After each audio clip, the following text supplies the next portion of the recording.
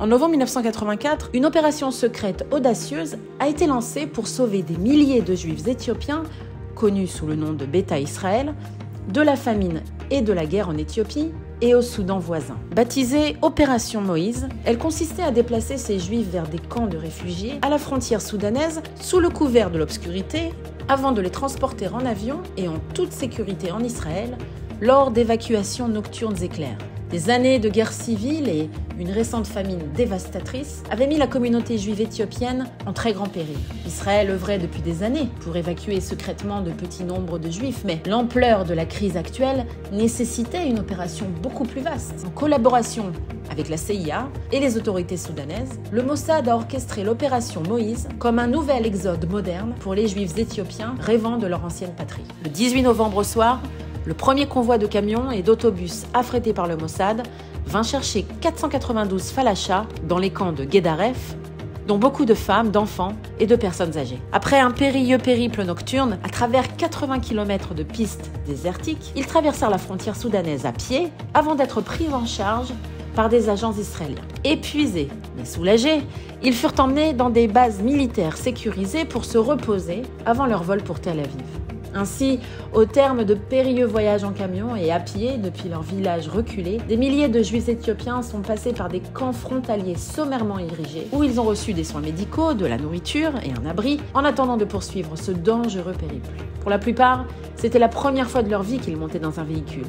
Et beaucoup ont marché des jours durant à travers le désert brûlant pour atteindre la frontière soudanaise. Fort de ce succès initial, le Mossad réitérera l'opération à plusieurs reprises dans les semaines suivantes. Chaque convoi comptait entre 200 et 500 réfugiés falachas arrachés in extremis aux zones de combat du nord de l'Éthiopie. Au total, lors de 28 rotations réparties sur 6 semaines, ce ne sont pas moins de 6 917 Juifs éthiopiens qui purent être évacués secrètement vers Israël depuis le Soudan lors de cette opération Exodus d'un genre nouveau. Cette vaste opération militaro-humanitaire mobilisa 300 agents du Mossad et de Tsahal, les forces de défense d'Israël. Outre l'exfiltration proprement dite des réfugiés, il fallut aussi assurer leur transport aérien vers Israël. Pas moins de 35 avions de type Hercule C-130 participèrent aux rotations à partir de la base aérienne soudanaise de Port-Soudan. Mais tout cela n'aurait pas été possible sans un homme d'affaires belge,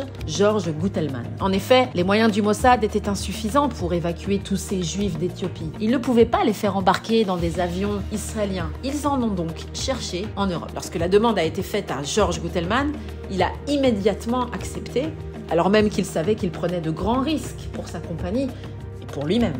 Les avions de la TEA transportaient des pèlerins vers la Mecque. Le jour et la nuit, ils partaient de Bruxelles vers le Soudan, embarquaient des Juifs éthiopiens, les faisaient transiter par la Belgique avant de les emmener en Israël.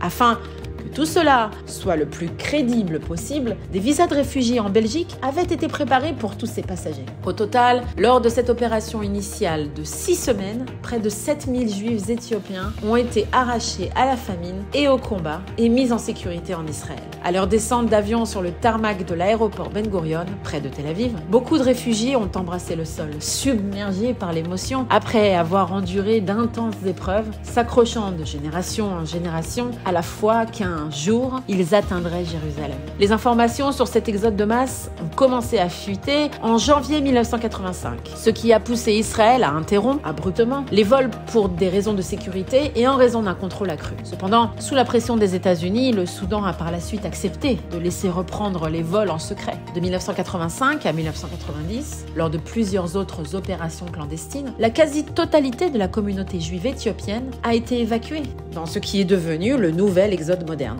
Grâce à ce coup de force aussi audacieux qu'efficace, le Mossad et Tsahal auront réussi à mettre à l'abri la totalité des Juifs falachas qui résidaient dans cette région troublée d'Éthiopie, leur offrant une nouvelle patrie sûre en Israël. Par la suite, lors de l'opération Salomon en 1991, le reste de cette communauté sera à son tour rapatrié en terre ancestrale.